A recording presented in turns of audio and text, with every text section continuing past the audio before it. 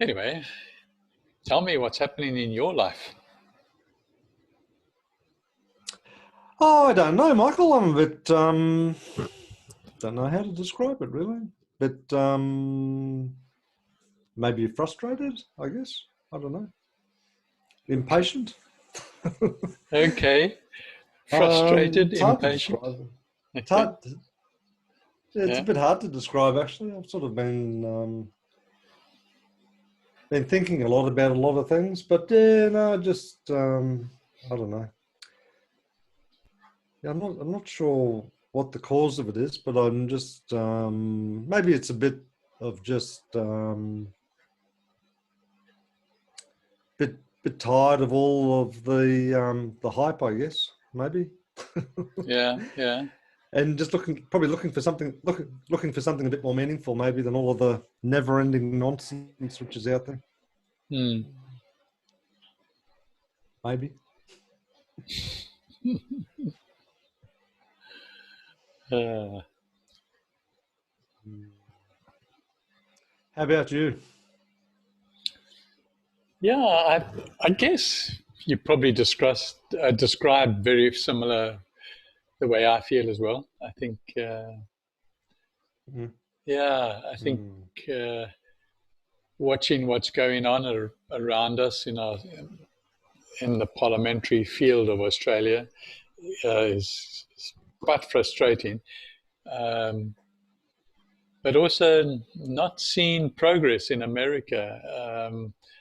You know, everybody seems to be doing the same thing and saying the same things and opening up at just a little bit here and there, and it's yeah, it's weird. it is strange. It is strange.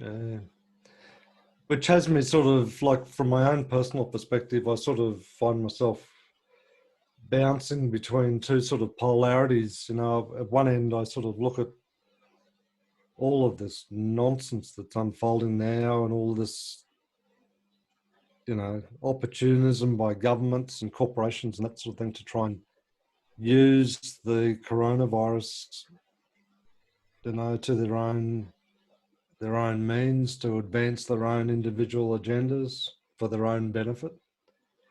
And then at the other end of the polarity, I just keep on thinking to myself, you know, there must be something that I can be doing which is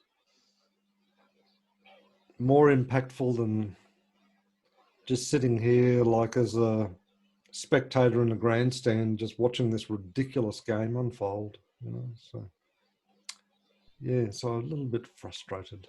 Are those the two polarities that you sort of referring to?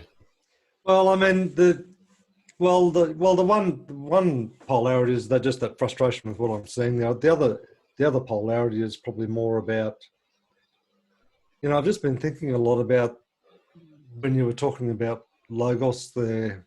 I think it was last week. You know, when you talked about, you know, God, God is, you know, God's here and God's now.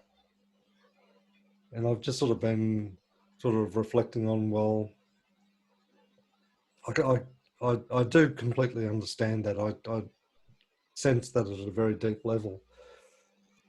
But then I think that at a personal level, I sort of think to myself, well, why aren't I feeling more connected to that? You know, so I sort of was just writing a couple of notes there actually just before you signed in. I'm just sort of thinking, well, if I was to try and reflect that from a personal perspective, which immediately infers separation, but, you know, it's just that, you know, I exist here. I'm here now. And maybe the other dimension is I just need to know um, my own existence, perhaps.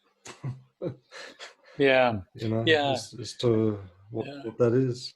When Mm, you when you, I think it's important for me because um, you used the word "I" quite a lot there. Okay, about mm, mm. I being here and um, and uh, I have a nose, I have hands.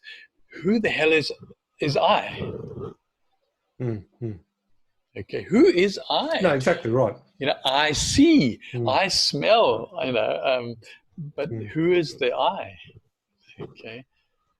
mm, And the I can only be something that's eternal, which is soul.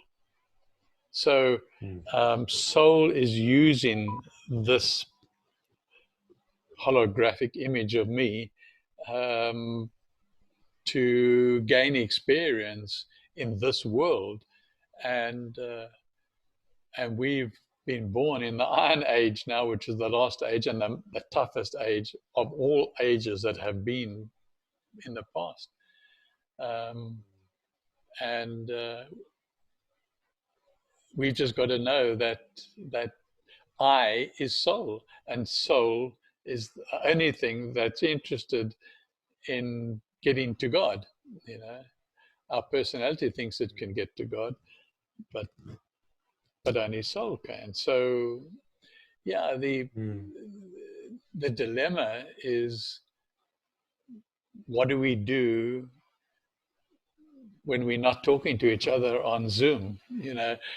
Um, mm, and the answer is you get on with life. Okay, um, I believe that's the answer. You get on with life, um, and whatever this game has thrown at us, you get on with it. And for example, I have now, since our last chat, which I was down in the dumps there, and even more down in the dumps when you said you would contact me in the next few days, and you didn't. I got more in the dumps. I take that as a reprimand.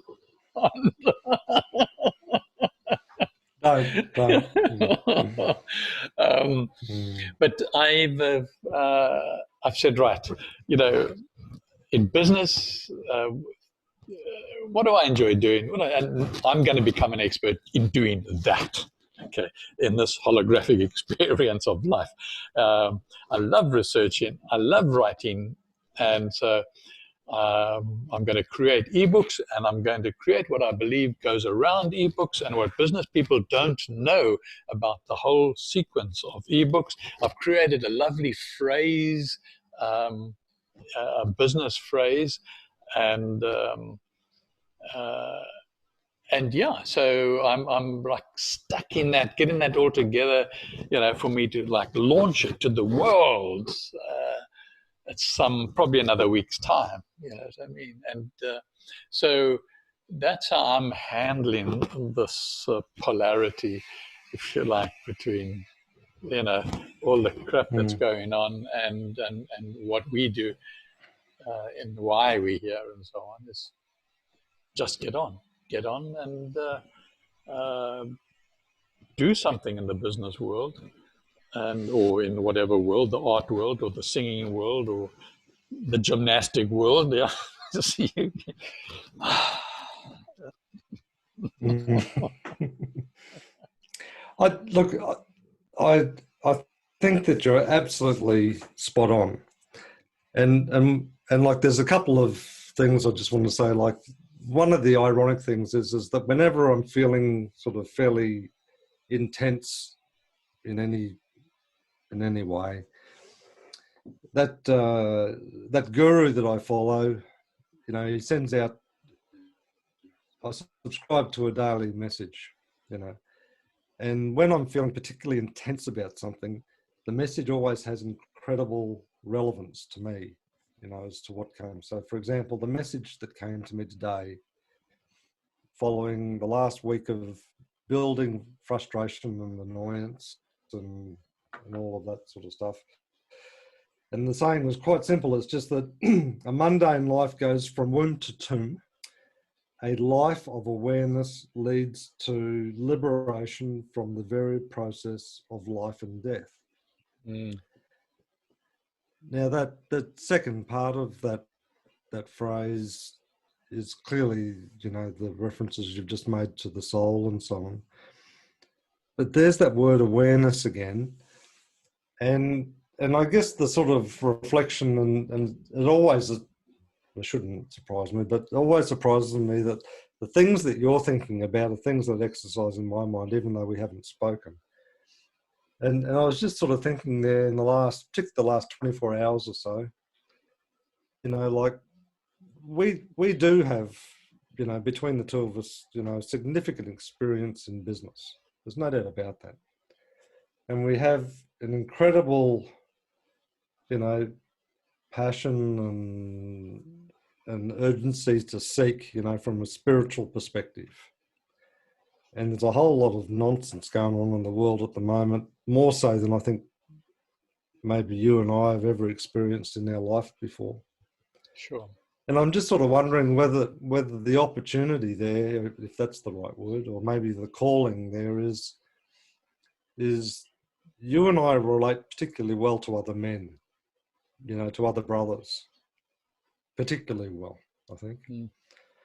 And maybe part of our calling is to, to coach or to lead or to, these are really clumsy words, or to inspire or to raise the awareness of other brothers who need to call to arms about the development or the conduct of their business callings in this community for the benefit of community.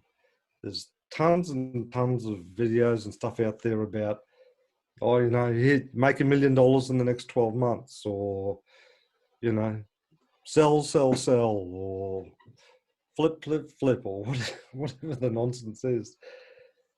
But in terms of people out there sort of saying, if you want to use the Alatra terminology, the development of this creative society, or the calling for the benefit of humanity to raise its awareness does require business undertakings. But the context of those business undertakings is very, very different than one driven by profit and transaction and, this consumerism. And maybe that's the space. I don't know. That's what's sort of emerging for me, is that's the space. And I know I can't do it by myself, perhaps. Maybe that's just a cop-out. But what I do want to do is I actually think that you and I together can be quite impactful within that area, if it's of interest to you. And it sounds very vague and wishy-washy, but that's probably the best way I can describe it at 13 minutes past 6 Brisbane time. Okay. Yeah, you're way ahead of me in time.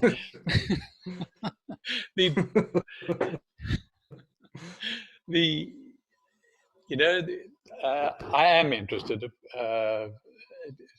Nothing would please me more than for you and I to do some business together. But no buts. What I believe is going to happen, after all the dust has settled, or all the viruses have settled, is there's going to be an enormous growth in the small business, small, medium business. Now, I know the definition is, but let's talk about, I don't know, maybe $1 million turnover a year or something like that. Okay. Or thereabouts. That sort of, well, I guess it's, in your language, it's probably a small business. In South African language, it's a large business, but or a medium business, not a large business. But I think one of the definitions here is like typically less than 100 employees and maybe $5 million in turnover or something like that. I think that's something like what the definition is. Okay. But regardless of what the definition is, I think that the gigantic corporations, something is going to happen. Okay. I can speculate, but what's the use of speculating? But I think they're not going to be as prominent as these emergence and fast emergence and growth of these small businesses. Okay. I think that people are, besides being unemployed and starting up something, I think they're going to be encouraged and supported to start up something. And it's not difficult to start up something for survival means, as opposed to getting very, very, very rich.